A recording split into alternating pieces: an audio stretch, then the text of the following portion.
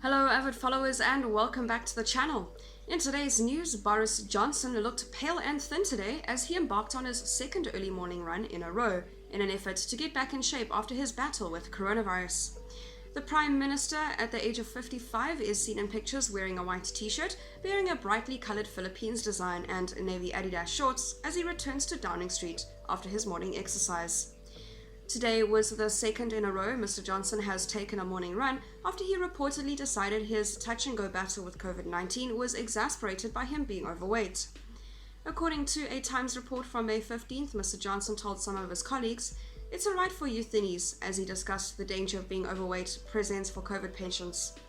The Conservative leader was admitted to St. Thomas's Hospital in London 10 days after testing positive for coronavirus in April. He was moved into intensive care the following day and left hospital after a week of care, thanking NHS staff, who he said saved my life, no question. Mr. Johnson had weighed 17.5 stone before he went into hospital, putting his BMI at 36 when his 5'9" height is taken into account and placing him over the BMI of 30. That means a person is obese. Research shows being obese doubles the risk of needing hospital treatment for coronavirus. This, sparked with his own personal battle, is reported to have made the Prime Minister determined to use the coronavirus pandemic to get people to be healthier and is said to be obsessed with getting people to cycle to work. Mr. Johnson himself has regularly been pictured exercising throughout his career. He was often pictured jogging during his time as Foreign Secretary and cycling through London during his time as the capital's mayor. But his swing towards interventionism in his politics follows a long-standing opposition to nanny state measures and a skepticism about a sugar tax, which he pledged to review, among other sin taxes. It put him at odds with Health Secretary Matt Hancock, who firmly believes that the sugar tax brought back in April 2018 had been a total triumph. A major study in Glasgow last week found obesity may double the risk of needing hospitalization for COVID-19. And Oxford University research has found those who are morbidly obese are 3 times as likely to die of coronavirus. The news came after official figures revealed 1 in 4 UK coronavirus fatalities had diabetes, a condition often linked to obesity.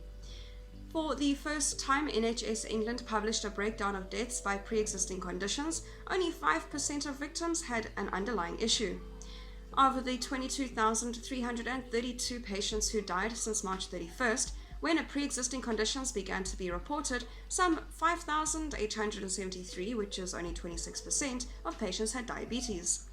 The condition, affecting around 4 million Britons, makes people more susceptible to developing infections.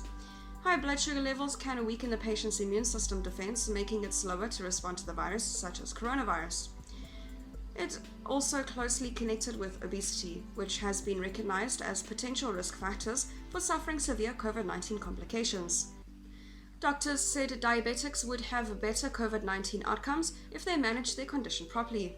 The government's official death tally shows that 35,422 people have died of COVID-19 in the UK amid 250,138 confirmed cases.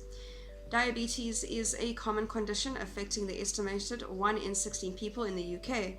That includes both diagnosed and undiagnosed people. Dr. Hajra Damha-Miller, a GP and specialist in diabetes, said she was not surprised by the data. She told Mail Online, "People with diabetes are more susceptible to infections, even if we are not in the middle of a pandemic. Diabetes leads to greater susceptibility to infection because there is more sugar for bugs to grow on, and chronic inflammation means the immune system is slower to clear it." Dr. Damha-Miller said when someone has diabetes, their blood becomes like treacle as a result of high sugar levels. "Physically, it's harder for the immune system to get to the virus," she said. "The virus bugs do a lot of damage before the immune system even realizes it's there. When the body does kick in, it won't work as it should do. The immune cells are damaged because they've been saturated in sugar for years and don't work the way they should." Meanwhile, as the government promised to ease the UK lockdown, the Prime Minister is also said to be keeping on focusing on moving into a recovery phase for the UK and delivering manifesto promises. He highlighted pledges such as introducing 20,000 more police officers and building 40 hospitals. He was optimistic and focused on the future on getting back to the levelling up agenda, a source told The Times. That is all for today's news. Thank you very much for watching. I'll see you next video.